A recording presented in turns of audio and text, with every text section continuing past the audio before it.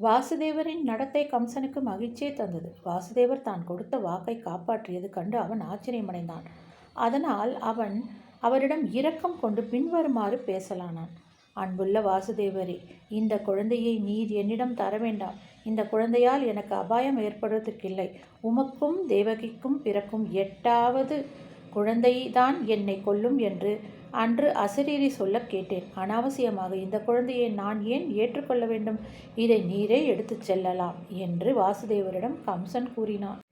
வாசுதேவர் தம் முதற் குழந்தையை எடுத்துக்கொண்டு வீட்டிற்கு திரும்பிய போது கம்சனின் செயலால் திருப்தி அடைந்து இருந்தார் என்றாலும் அவனை அவரால் நம்ப முடியவில்லை. ஏனென்றால் கம்சன் கட்டுக்கடங்காதவன்.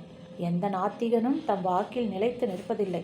புலன்களை அடக்க முடியாதவன் தன் தீர்மானத்தை தவறாமல் நிறைவேற்றுவான் என்பது இயலாத காரியம். சிறந்த அரசிண்டாம். மற்றற்ற புலனின்பங்களை ஈடுபட்டிருப்பவன் உண்மையுள்ளவனாக ஒருபோதும் இருக்க மாட்டான்.